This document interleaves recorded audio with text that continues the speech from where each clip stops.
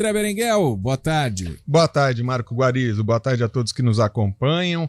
A gente segue aqui do estúdio do Grupo EP, trazendo informações aqui no estúdio CBN. A gente conversa agora com o vice-presidente de Economia do Sinduscom, São Paulo, Eduardo Zaidan.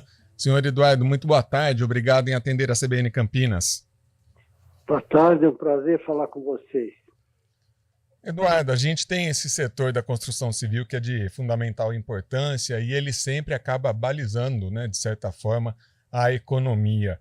Para esse ano de 2023, como o senhor avalia? Houve um ligeiro crescimento, mas é sempre positivo, né, quando a gente fala de crescimento, um segmento tão essencial que acaba trazendo muito emprego e investimento para o país?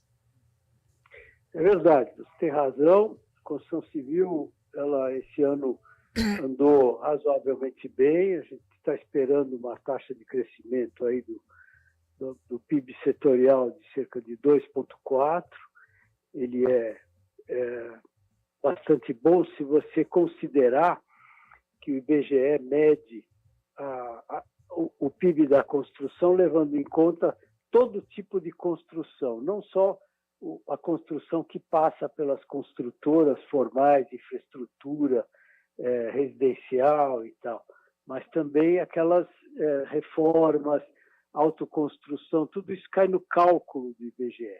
E nós temos números que mostram para a gente que a dinâmica da construção civil organizada, que passa na mão das consultoras, que gera emprego com carteira assinada, de qualidade e qualidade dos seus produtos, ele cresceu bem mais do que aquele setor que a gente chama de informal. A gente teve um crescimento esse ano, espera ter um crescimento esse ano de 3,5%, o que é bastante se a gente olhar o cenário para trás aí, que foram anos bastante difíceis.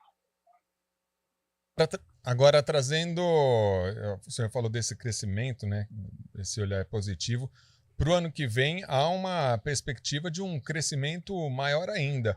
E é importante dar essa sequência no volume de crescimento, porque isso também traz uma garantia. Quando a gente fala do setor da construção civil, a gente dá uma garantia para desde investidores, quanto o setor empregatício, imobiliárias e toda essa cascata do segmento. Isso. A gente trabalha com alguns cenários, né? Muito difícil você fazer previsão no Brasil, porque é uma economia muito dinâmica, a gente tem muitas variáveis que influenciam. A construção civil é um setor que trabalha com grandes volumes de capital e um ciclo de produção muito largo, né? Muito longo. Então, ele é bastante influenciado por vários fatores durante a fase de uma obra. Então, a gente sempre trabalha no fim do ano com alguns cenários, um cenário mais otimista, um mais pessimista e um cenário básico, que a gente chama.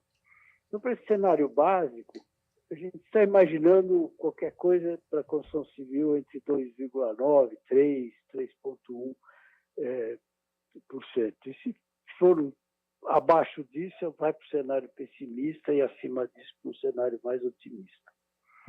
O senhor falou agora há pouco essa questão do mercado formal, comandado pelas construtoras, incorporadoras.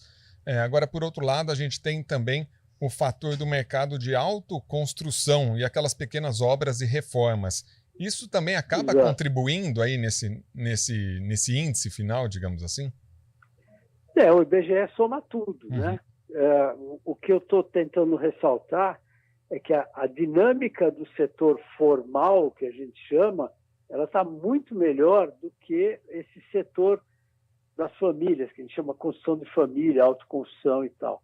Esse ano de 2023 ele cresceu 3,5% para as empresas e 1% para os demais setores, né? Por uma série de razões. A gente, se você imaginar, as obras que estão aí sendo executadas hoje, que estão gerando PIB no setor formal, eles foram lançados há 1 ano, 1 ano e meio, 2 anos atrás, e não tem esse impacto do curto prazo, né? Porque uma vez a obra lançada, ela vai para frente e gera PIB. E no caso das famílias, tem um impacto maior da questão de curto prazo, o aumento de juros, a inflação estava um pouco alta dos materiais, as famílias estavam endividadas. Então, isso leva a uma diminuição nesse mercado, né? E o material de construção subiu demais aí durante a pandemia. Então, você tem uma dificuldade maior para avançar na autoconstrução do que as empresas que vêm trazendo contratos lá de trás. Agora, para 2024, se espera colher aí um resultado maior, até com essa continuidade, a gente vem acompanhando mês após mês, né, a política de juros, o Copom analisando aí essa trajetória, né, de queda e esse novo ciclo também do Minha Casa Minha Vida? Se a gente olhar os fatores positivos, né, a gente vai olhar que está havendo uma diminuição do endividamento das famílias, isso é bom. A taxa de juros caindo também é bom, porque estimula o investimento dos empresários e das famílias. Esse novo desenho do Minha Casa Minha Vida e reformulado é importante, porque faz muito volume, né? São muitas unidades e atende muitas famílias.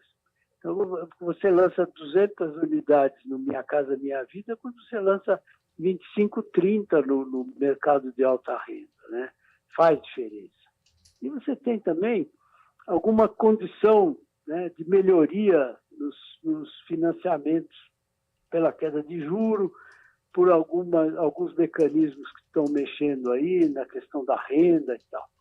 E outra coisa que a gente tem que lembrar, que construção civil não é só mercado imobiliário, tem esses projetos de infraestrutura todos. Se você olhar, a infraestrutura tem sido responsável, embora ela seja um volume menor aqui no Brasil, infelizmente, ela tem sido responsável por boas taxas de crescimento.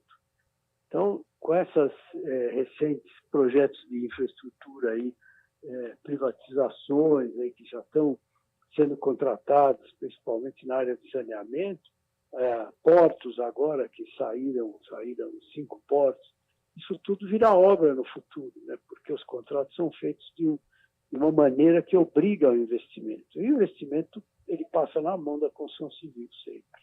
Uhum. Quero agradecer ao vice-presidente de Economia do Sinduscon São Paulo, Eduardo Zaidan, por essas informações prestadas, esse balanço, né, já de 2023, já trazendo perspectivas também para 2024. Mais uma vez agradeço pela participação do senhor, Eduardo. Um bom final de tarde e bom final de semana. Para todos nós, muito obrigado. Agora 2h57, Marco Guarizo. Muito obrigado, André Berenguel, pela participação com a gente. Obrigado, Eduardo Zaidan, também. Vamos para o intervalo. Daqui a pouco a gente volta com previsão